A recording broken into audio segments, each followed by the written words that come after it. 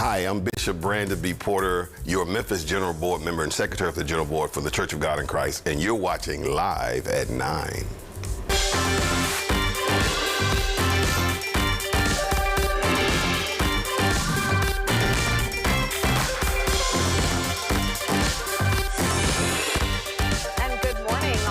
Friday, October 25th. Welcome to Live at 9, where Memphis comes alive. Along with your top news, weather with Todd Demers, and trending topics in Coffee with Corey. Here's a look at our guest lineup.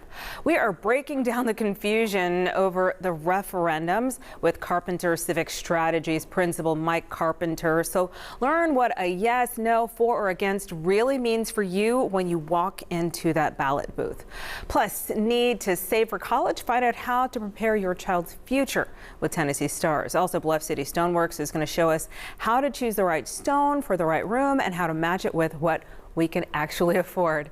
And next, to get ready for a special in-studio performance by musician Lauren Freebird, who will be performing at South Main Studios and the downtown Memphis Farmers Market this weekend. So stay with us, because we are also talking Medicare with Delta Medicare Benefits Group as seniors navigate this open enrollment period in the next hour of Live at 9. And in Coffee with Corey today, a viral debate among social media users. Take out your cell phone so you can scan this QR code.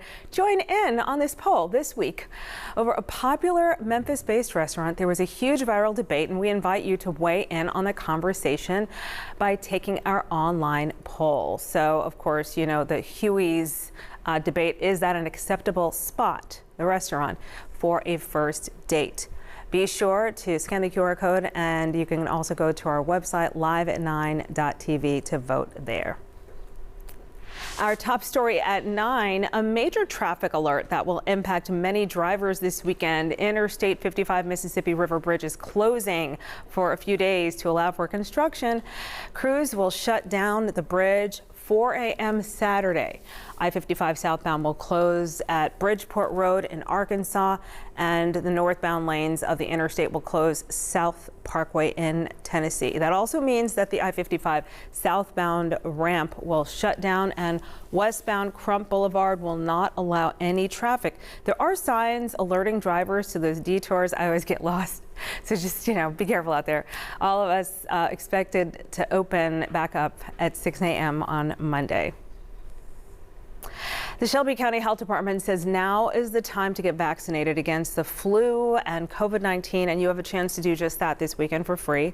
A community care fair is set for Saturday at the Pursuit of God Church on North Watkins. Beginning 10 a.m. tomorrow, they'll offer a variety of free health services to the public, vaccines and HIV testing on site, along with fentanyl test strips and education materials. Organizers say there will be a child safety seat distribution, food, music, and much more. It's a big weekend for the Memphis Grizzlies. Their fans are getting in gear. The home opener is set for tomorrow night, but the party starts today. The Grizzlies claimed victory on Wednesday in their season opener against the Utah Jazz. Go Grizz! It was the first time in franchise history the Grizz won on the road in the first game of the season. Tonight, they travel to Texas to take on the Houston Rockets. Tip-off set for 7 o'clock Memphis time. To get ready for tonight and tomorrow, fans are invited to a plaza party later today. It starts 4 p.m. on the Big River Steel Plaza. The first 250 adult fans will get a pair of tickets for Saturday's game at FedEx Forum. Nike will be there promoting the new Ja 2 colorways, and you'll have a chance to win some swag. The party continues Saturday at 5:30 p.m. with another plaza party with live music. The Grizzlies face the Orlando Magic at 7 p.m. The night also includes a special appearance by Memphis's own Project Pat and a halftime performance by the Quad City DJs. Another big story on this Friday: the weather. Do you see that view? It is just gorgeous. The sun shining, temperatures already warming up. Weather expert Todd Demers tracking what we can expect today. I'm desperate to hold on to this. right now. Right now, we do know all week long we've been talking, though, about the potential for some change starting early tomorrow morning. But it's good change, Kanji, and that's the kind of change we'd like to have, some temperatures back to near normal for this time of year. But you are absolutely right. This view is just awesome. It's been awesome all week long with the clear skies, the light southerly winds. Of course, the mighty Mississippi River is a little bit on the low side right now. It's about -9 feet on the Memphis gauge. But between the sunshine and southerly winds, we are going to be warming back up into the mid-80s, but this is the cold front that is knocking on our door. And throughout the course of the day, we're going to be seeing some cloud cover from it.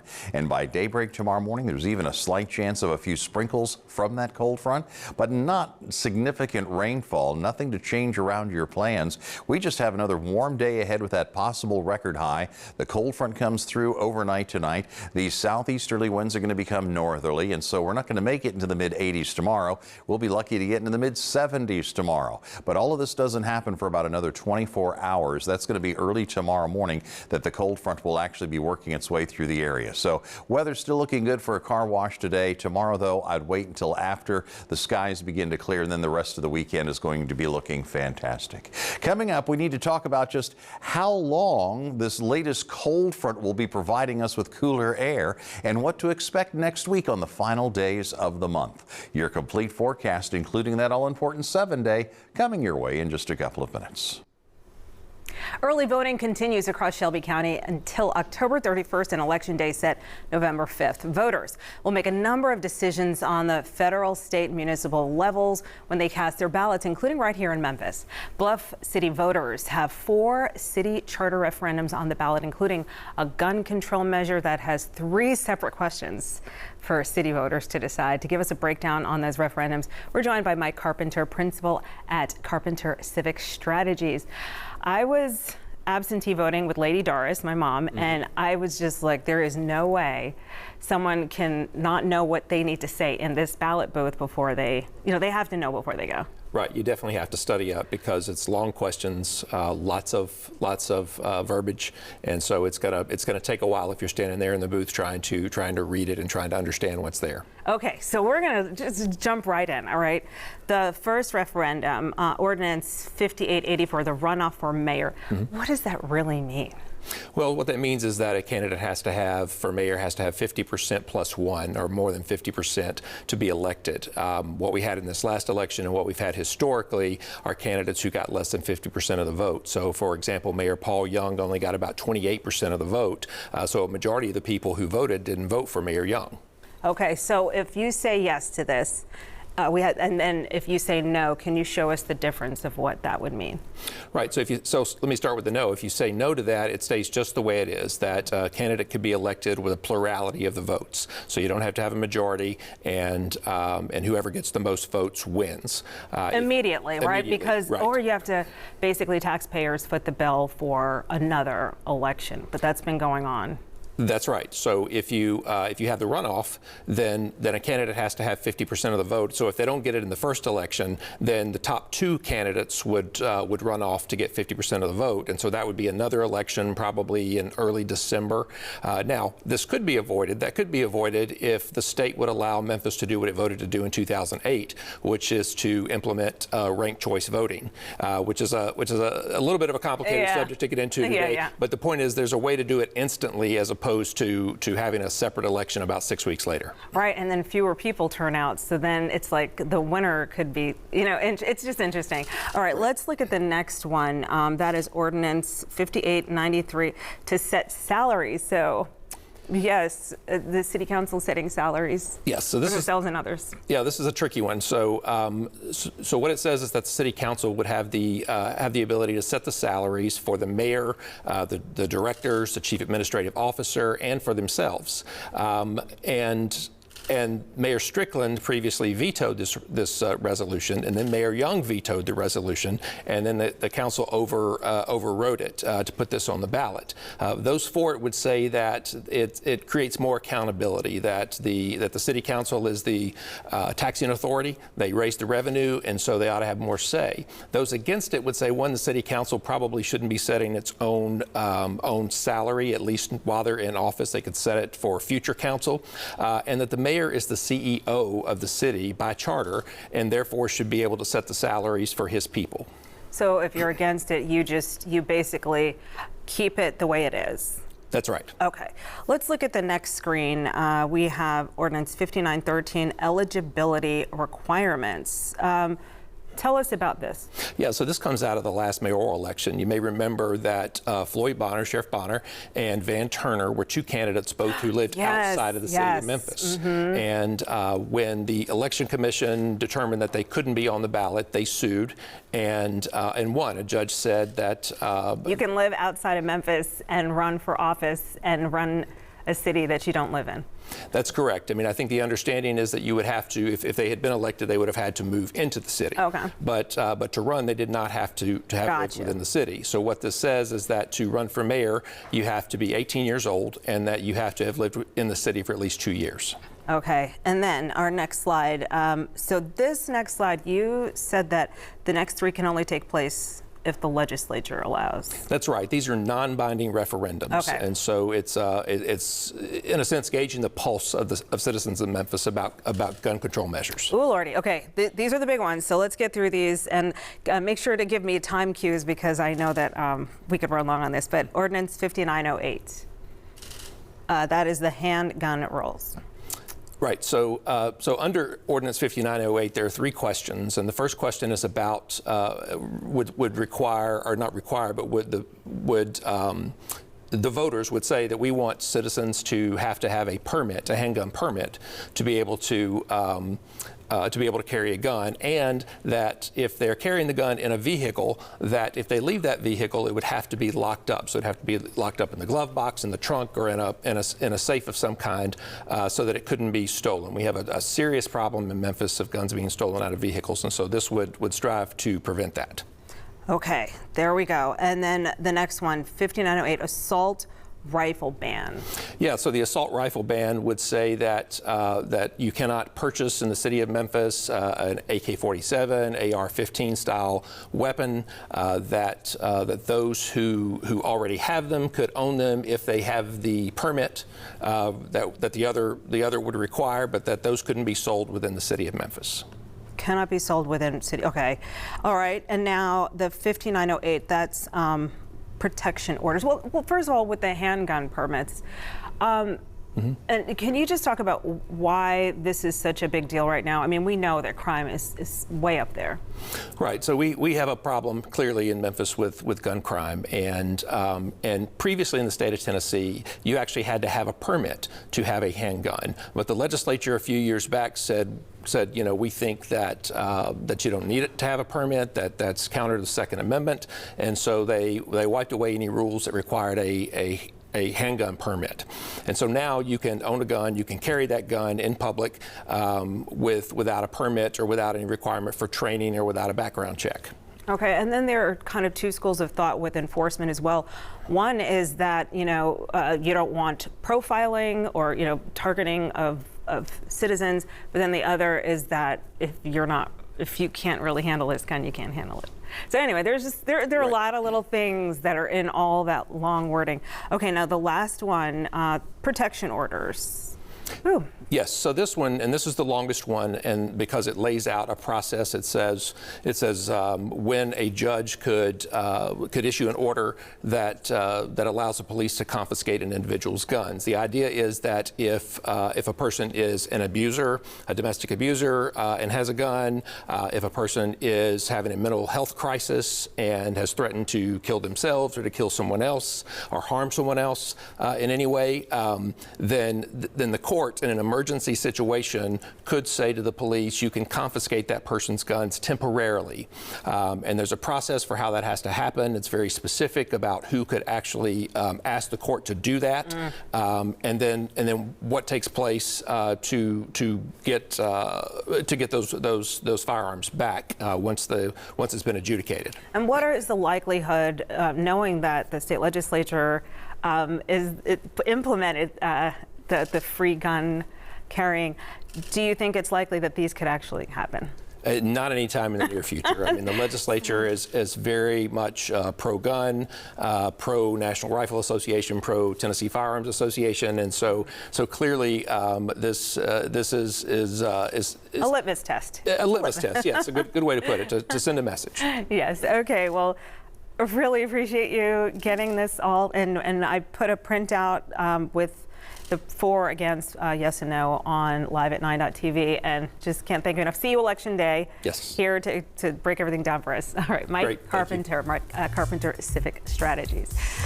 No trolleys, no problem. How South Main is rebranding a monthly event and what that means as you're making plans. Plus, a live music performance by Lauren Freebird. That's coming up on Live at 9.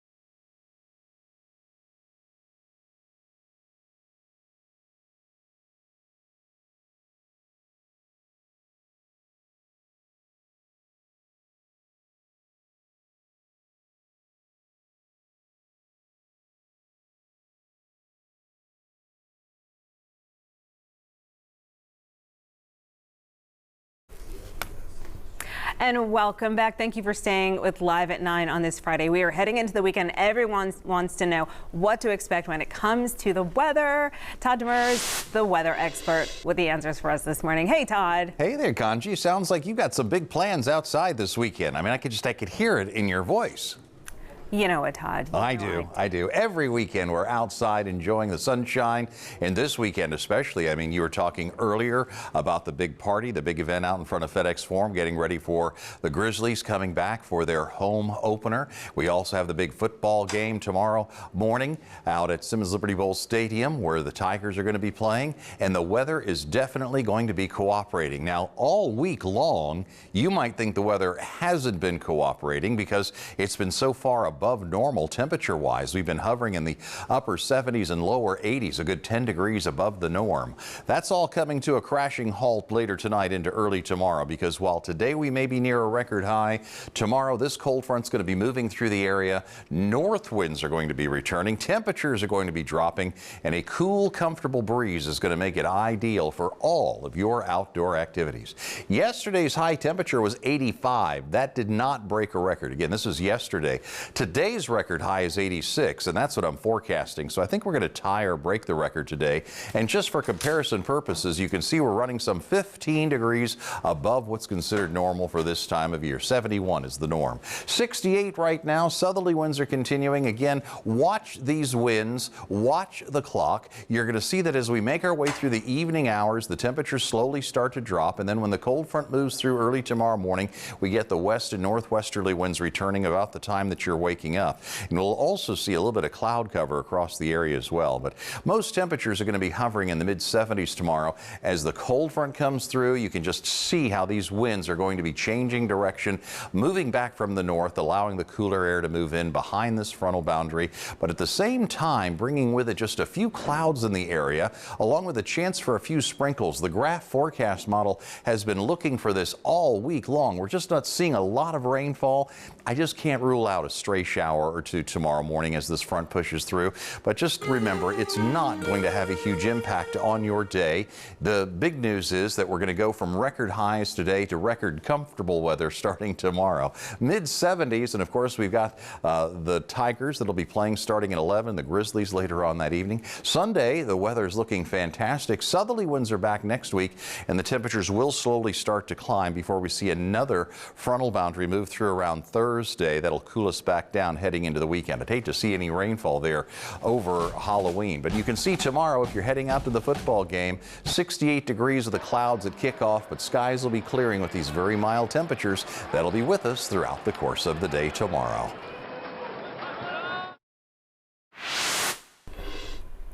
This locally owned and operated stone fabrication and installation company serves Tennessee, Mississippi, and Arkansas. The following portion of Live at 9 is sponsored by Bluff City Stoneworks Incorporated. To talk about how their work stands out and some of the materials they use, we are joined by Skylar and Jeff Hunt, both with Bluff City Stoneworks. Hey! How you doing?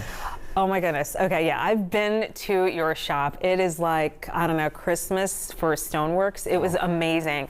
Talk to me about the differences between the stones. Like, what do you see that people like? There's granite, marble, quartzite. What are the differences? Well, the differences, so granite's like a natural made, very sturdy, very distinct colors and stuff. Somebody that's looking for a little cheaper, not spend a whole bunch of money, they can go for that one. Quartz is your man-made material, so it's got like your composites and stuff like that, kind of safer for the environment, easier on the house cleaning. Quartzite's a very hard material, but it stands out. It's very beautiful, very lush, and has all the colors that most people are into these days. And that's the natural one? Yes. Okay. And price plays a big point in that too. It's pricey because of the natural resource, right? Right. All right. Okay, so that's really good to know, guys. Well, talk about the way that you do stand out. I know that you have an alien machine. No, you have like this amazing machine that helps you with your specs and whatnot, but what makes you stand out? I would definitely say our attention to detail. We're very detail oriented as far as like lining up veins and making sure the client is getting exactly what they're asking for. And our customer service. So we do our best to explain things in as much detail as possible and try to give every opportunity for different options that we offer. Right, and so, everybody thinks they think countertops and tabletops, right? Is that really what most of the jobs are limited to? The majority of them are definitely your countertops and your tabletops, but we have done all kinds of stuff out of the box. We've done urns, we've done columns, ice cubes, cake stands. Wait, cake stands? What do you mean? Covers. And people who like hunting, I like that. What in the kitchen? Because somebody has a bun in the oven. I'm just sorry. Yeah, congratulations, by the way. Thank you. Okay, sorry, I digress. But how can people reach out? You can call, email, text. We actually had somebody send a letter in the mail because they didn't have a phone or a computer. So whatever's easier for the client to reach out to us. Right, and then you have some of those samples on bluffcitystoneworks.com so people can really kind of get a look. Absolutely. Okay, we really appreciate you just parsing out the different types of stone options because I've always just wondered what is the real difference. So appreciate that, and again, congratulations. Thank you. Thank you. All right, and the preceding portion of Live at 9 is sponsored by Bluff City Stoneworks.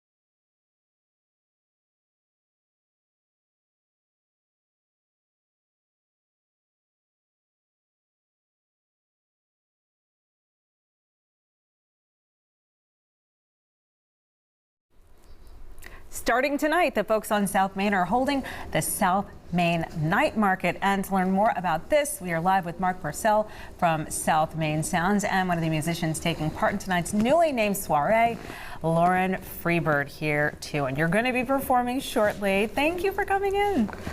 Okay, so Mark, tell us what this is all about. What is this event? South Main Night Market it's basically trolley night without trolleys. We are doing this in the interim period before we get the trolleys back. But we have vendors on the street, artists, food trucks, musicians. Kennard Farmer will be playing in front of Feeling Memphis. And it's just a street party like we're used to with trolley night. But we thought we needed to reinvigorate it, reinvent it, and have some energy behind it before the trolleys do come back. And then we're kind of spearheading this along with Stephen Gunther over at the Broom Closet, who came to me with the idea, and he said, hey man, we got to do something right now. And we've been up and down the street talking to merchants, talking to South Main Association and DMC, and everybody seems to be behind it. It's going to take us 30 seconds to change the name of our Facebook page back to South Main Trolley Night when it happens, so bear with us. That's right, Matt. It discontinued the trolleys, but the show must go on, right? So if you could tell me about your participation. Of course. So Mark reached out to me. I'm from Nashville, Tennessee, and I've come here to perform, a few shows this weekend. And Mark reached out to me and asked me, if I would be interested in coming out here. And I've never been to Memphis, and I grew up in Nashville my whole life. So I was like, of course, And so basically, I'm going to be the live entertainment for the night along with two other artists. And we're going to be performing our original music for you guys. And it's going to be very exciting. And you played Central Station last night. I did. What was that like? Oh, amazing atmosphere. I love the culture in Memphis of that everybody's, a music lover and a music expert at that. They appreciate independent music, and I love that. And what can we expect tonight? Tonight, you're definitely going to get more of a original music showcase. You're going to hear some songs from some smaller artists. And, if you're into, supporting original music and smaller musicians, cozy, perfect place. Yeah. And are you also doing the farmer's market? Yes, I am. Gosh, okay, so you did that last night. You're here this morning. Thanks for waking up. And then you're going to be doing tonight, and then you're going to be up for the farmer's market. Busy weekend. What are you going to be doing there? I'm going to be doing just a live performance, of everybody's favorite songs, some originals, all that fun stuff tomorrow morning. And what's the song you're going to sing in here right now? The song I'm going to sing in here is called Burning Blue. It's an original song that I wrote just a few weeks ago. So. Oh, I can't wait. We get to hear it. Okay, well, thank you both for coming in. Thanks for planning all of this and keeping the show on South Main, and we can't wait to hear you. Thank you so much. That's coming up next, so don't change that channel. Lauren Freebird performing live in our studio in about 2 minutes. And then we have Coffee with Corey, and you still have time to vote in that online poll. Remember, is Huey's an acceptable spot for a first date? This is a viral debate. More live at 9 ahead. Reggie says yes.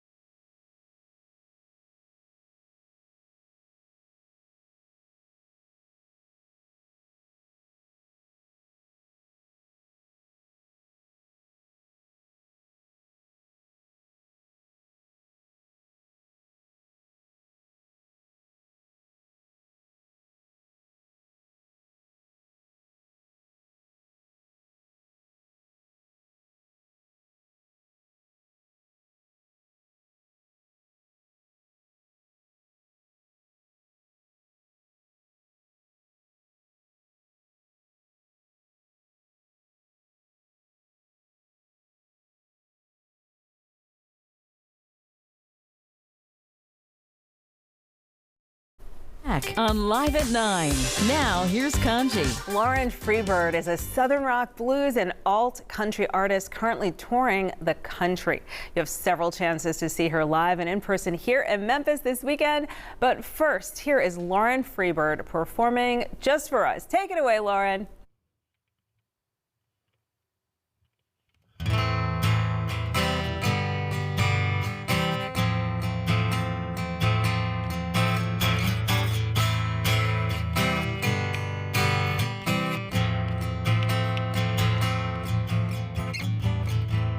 Leave your keys beside the window. Leave your clothes there on the floor. Don't leave nothing to my imagination. We ain't waiting anymore. Too hard.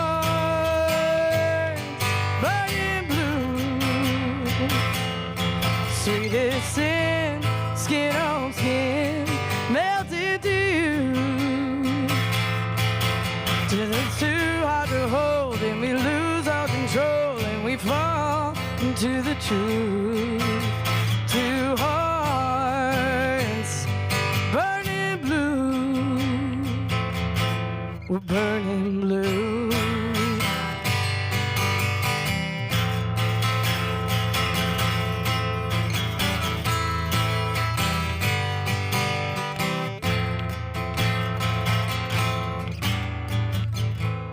Tell the darkness we're forever.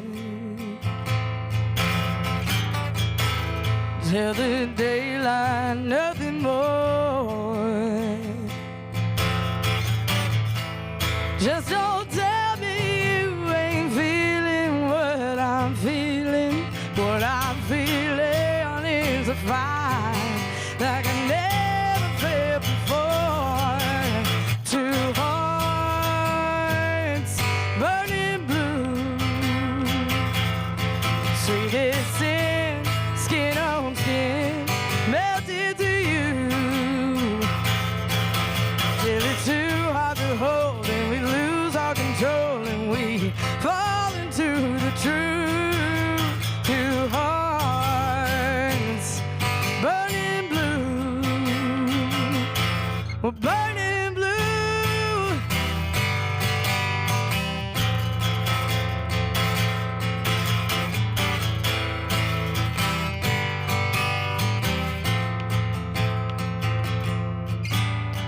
Ashes to ashes, dust to dust.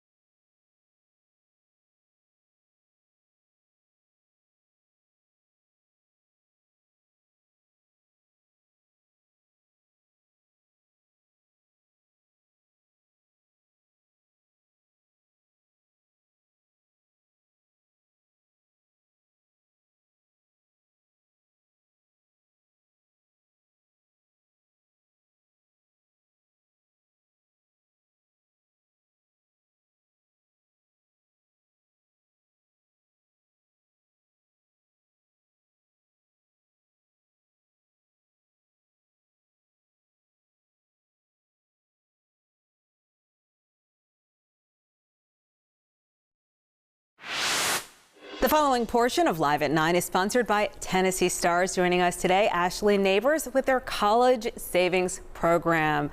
Hello, Ashley. Hi, thanks for having me. Yeah, so there are many ways to save for a child's college education. Can you talk a little bit about the advantage of a Tennessee Stars account?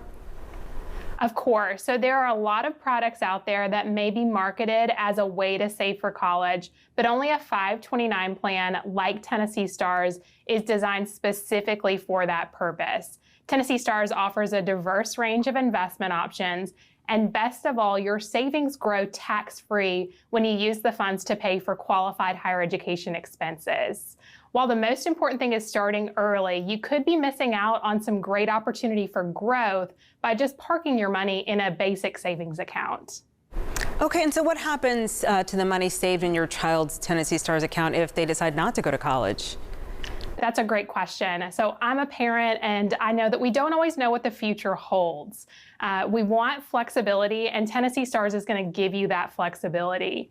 If your child decides not to attend college, or maybe they get a full ride scholarship, you have some options for what you could do with those funds. You can transfer it to another member of the family, maybe a sibling. You can take a non-qualified withdrawal. That is going to come with, you'll pay taxes plus a 10% penalty on the earnings portion of the account, but that penalty can actually be waived up to the amount of any scholarships received by the beneficiary. And then the newest feature for 529 plans, you can now turn your college savings into retirement savings for your child by transferring funds from their Tennessee Stars account to a Roth IRA. It's a great new advantage for families that need that flexibility for the future. Oh, thank you for all those options. When is the best time to open a Tennessee Stars account? The best time is now. Even small amounts contributed over time can really add up when it comes time to send your child to college and make that first tuition payment. Okay, and so how do you get started with Tennessee Stars? Go to our website, tnstars.com. 15 minutes and $25 is all it takes to get you started and opening a Tennessee Stars account. All right, sounds like we're ready to go. Thank you, Ashley. Thanks. And the preceding portion of Live at 9 is sponsored by Tennessee Stars.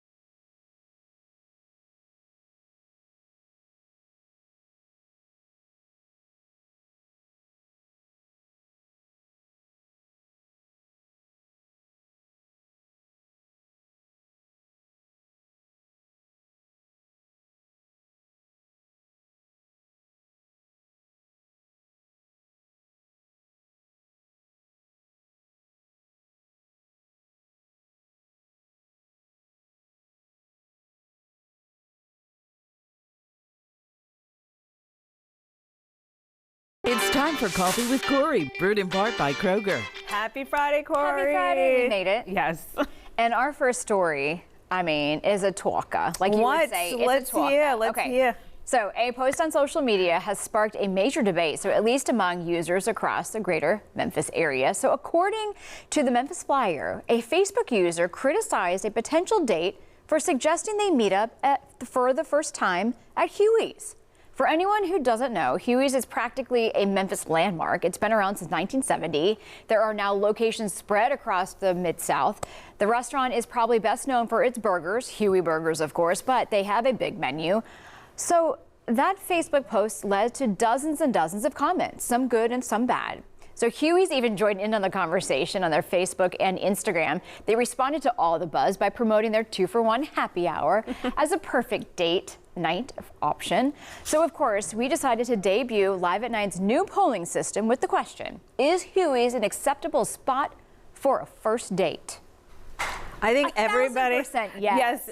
Okay, can we all say our answer? Up. Everyone in the studio. The 3, whole studio 2, thumbs 1. up. Yes.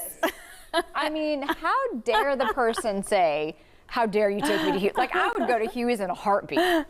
Their hamburgers, their French fries, like their steak fries. I already told you this. Like, I love their steak fries. Look, I love Huey's. And I would for sure go there on a first date. I'm emotional about Huey's. Yes. Like, it's emotional. I mean, I don't know why, but it's just, I've been there. I feel like it's like family when you walk in. Just they treat everybody like family. Oh my gosh, I get the veggie burger, not the bean one, and then I get the cheddar cheese. No, it's a veggie burger. I'm sorry. Oh, no, now it's a Beyond Burger. Yeah, they converted it. And then I get a slice of cheddar and a slice of Swiss, and then the lettuce and tomato, and then they have the best ketchup. Is it Heinz or is it just like, I don't know why, but those whole place is amazing. Those fries when you dip them into the and everything's right there. They already have the napkins. They already they just put. Okay, I'm just. You have the craft drinks. You're not having to add. Like everything's just right there. And they had beer before. Like beer became like this micro beer popular. Anyway, I could just go on and on. I'm obsessed with. Can Huey's. you tell our love for Huey's? Yes. So yes, you could take us. Yes, we'll go. We'll go on our first date. Okay, moving on. The National Candy Corn Day approaching on October 30th. I know you love this. And of course, Halloween on October 31st is a perfect time to cover this controversial topic, candy corn. Well, first, the fun facts. Candy corn has existed for more than 100 years. How about that? So according to the legend, a Wonderly Candy Company employee named George Renninger invented the confection in the 1880s, right? So now Jelly Belly Candy Company started producing candy corn around the turn of the century and continues that tradition today. But it wasn't until the 1940s and the 50s that it became a Halloween tradition because, well, that's when trick-or-treating got popular with Americans. So according to the farmersalmanac.com, more than 30 million pounds of candy corn are produced yearly. That's roughly 9 billion pieces. Every Halloween season, the National Confectioners Association asks customers the most important question ever. What is the right way to eat a candy corn? So according to the NCA research, candy corn is the second most popular treat for Halloween season. Of course, it's scoring higher, not higher than, the highest one is going to be chocolate. Everyone picks chocolate first. So their official trend chart shows how Americans' answers have changed over the last 5 years. So 57% of those surveyed said they eat the whole piece at once. 28% begin with a narrow white end, while 15% start with a wider yellow end. It's like a slice of pizza. You have to eat the little point. So, if you ever eat them ever at all. Right, because I was about to say, you do not eat them at all. Except, of course, Denise, who knows like food stuff. Yeah. Put them with peanuts, and it was delicious. Oh, she said it's like so a payday. Something else. Well, yeah, but I would never do it anyway. So it was just like because Denise gave me the hand. It was really good. Okay. But so only if it's from Denise, you're eating it. Right. But they've been terrorizing people since the 1800s. But you're eating the whole thing. You're not like piecing it apart. I know. I think I bite it, little pieces. Okay. I think it depends on the type of mood I'm in. If I'm eating the whole thing, or if I'm like taking my time with it. I don't know. Depends. So terrorizing people since the 1800s or how? Terrorizing? Just kidding. Or offering us sweet treats for the last 100 years. It was 100 years, sorry. Okay, so from Halloween candy to a Halloween premiere, a new competition series debuts on October 31st, but there's nothing spooky about it. That's because Hallmark is looking for their next leading man for one of their countdown to holiday to Christmas holiday film. So according to Yahoo.com, an 8-episode competition show will feature 10 potential leading men who are all seeking their big break. The contestants will show off their acting chops as well as their holiday spirit in order to land the coveted title of Mr. Christmas. The contest was filmed on a ranch in Utah, made over in the Christmas spirit, and everyone involved has reportedly managed to keep the winner a secret because, well, there actually already been a winner, and he's already filmed the movie. The competition starts streaming next Thursday on Hallmark Plus. Now, the movie with the newly crowned Mr. Christmas debuts December 21st. So all packaged into one. I kind of like that. It's kind of like we don't have to wait. It's like we did this contest. We already know the winner. The guy's already done the movie. Boom, boom, boom. Yes. And marketing at its finest. I love when they record in Memphis in the summer. Yeah. They record Christmas. It's just, I love It's hilarious. Hallmark. Yeah, Hallmark is great. Yeah. So I'm here for this. There you go. All right. Have a great weekend. Yes, you too. And so see you soon. And there is much more live at 9 after this short break, so stay with us.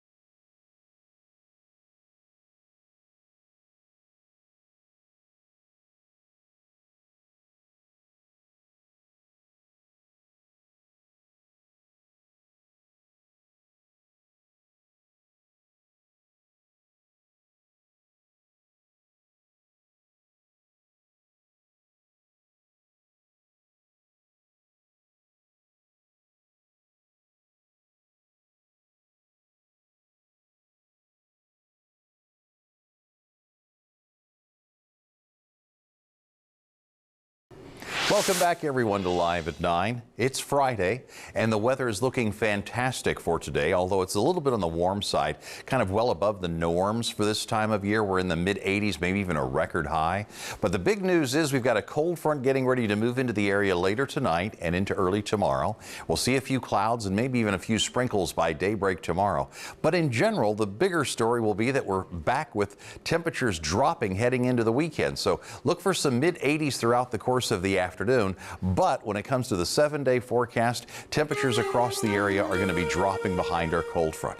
So we go from a near record high today to temperatures dropping into the 70s over the weekend. And with the exception of a few sprinkles early tomorrow morning possible, north winds clearing skies. The weekend weather is looking delightful. Next week we warm into the 80s before our next cold front knocks on our door on Halloween on Thursday. Kanji, we'll be watching that carefully. And I want to point out, Todd, that 90% of the people in that poll said it is okay to take your first date to Huey's restaurant. So it is done. It is now answered. Okay, and thank you for joining Live at 9 here. Coming up on Monday on our show, we have a little something spooky and spiritual Monday as Reverend Emily Gunther from the Broom Closet talks about small business feature with a fall twist. Plus, you won't want to miss the Orpheum Theater Group's Taylor Street John and writer Anne Perry Wallace as they bring a heartfelt community-driven play inspired by the Binghamton community. They're bringing that to life. And then we are heading into Halloween with Kroger to see the deals and specials. That plus your top news, weather, and trending topics in Coffee with Corey. Todd Demers here, and we want to hear from you. So email your segment ideas live@9@WREG.com. Be sure to visit our website as well to catch up on anything you may have missed. Just go to live@9.tv. Have a great weekend. Now here's a word from one of our sponsors. See you soon.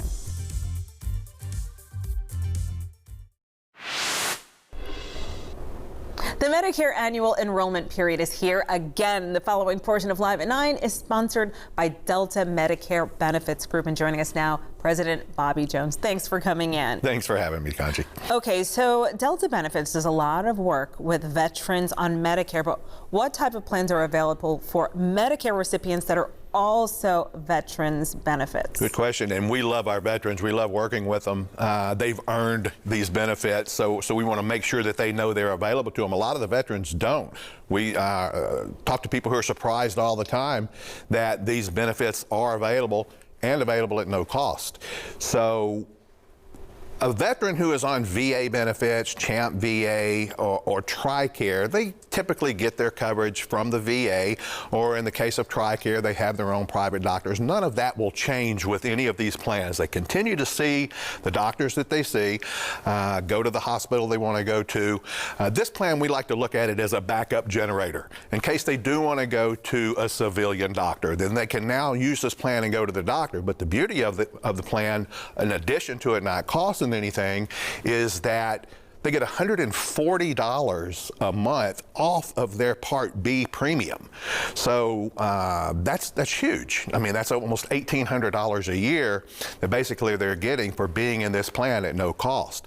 I know TRICARE, for example, doesn't cover dental. Well, this plan will give you each veteran $4,000 a year for dental, $300 a year for glasses, $125 a quarter for over-the-counter benefits, and a free gym membership. So there's lots and lots of things that these plans will do for veterans, specifically designed for our veterans to enhance their benefits. Oh, wow. Who knew? And Delta Benefits also works extensively with Medicare recipients that are on extra help or dual eligible. So what type of plans are available for dual eligible? That's another good one. We have lots of good plans for dual eligible. And dual eligible is simply people who are on Medicare and Medicaid at the same time. They have to be on both. And if they're on both, we have $290 a month for food cards.